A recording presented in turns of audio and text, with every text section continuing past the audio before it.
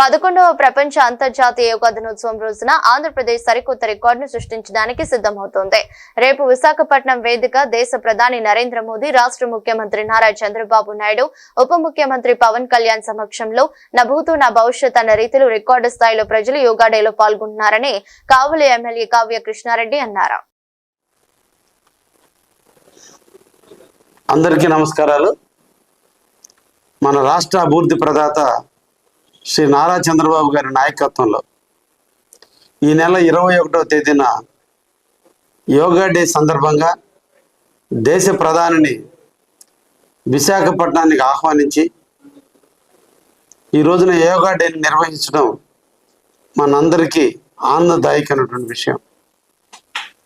యోగాని ప్రపంచ దినోత్సవంగా జరుపుతున్నటువంటి వేళ మన ఇండియాలో పుట్టినటువంటి ప్రక్రియ యోగా శారీరక దృఢత్వం, మానసిక వికాసం, శరీర పరిపుష్టిత, మానసిక ఒత్తిడి నుంచి త్వరితగతిన బయటపడేదానికి యోగా ఒక గొప్ప విద్య.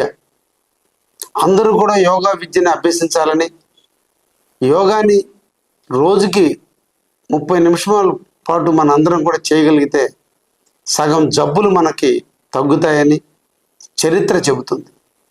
అందుకనే మన రాష్ట్ర ముఖ్యమంత్రి వర్యులు ఈరోజు యోగాని ప్రతిష్టాత్మకంగా తీసుకొని ప్రతి ఇంటింట యోగా అనేది నిర్వహించాలి, ప్రజలు ప్రశాంతంగా జీవించాలి, ఆరోగ్యవంతులుగా జీవించాలి, మానసిక ఒత్తిడికి లోను కాకుండా సుఖంగా జీవించటం కొరకు ఈరోజు మందుల కంటే, అన్ని రకాల వైద్యాల కంటే ఈరోజు యోగానే ఒక వైద్యంగా పరిణమిస్తున్న వేళ మనందరం యోగా చేద్దాం.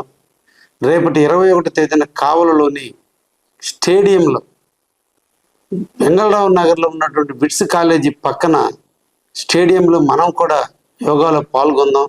అందరం కలిసి ఆరోగ్యమైనటువంటి సమాజాన్ని తీసుకురావడంలో మన వంతు మన అందరం కూడా కృషి చేద్దామని, రేపటి యోగాలో ఉదయం 7 గంటలకు ప్రారంభమవుతుంది.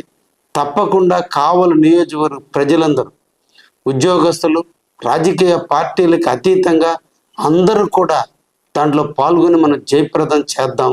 ఆరోగ్యమైన సమాజానికి మన అందరం నాంది పలకదామని సందర్భంగా మిమ్మల్ని అందరినీ కోరుకుంటున్నాం.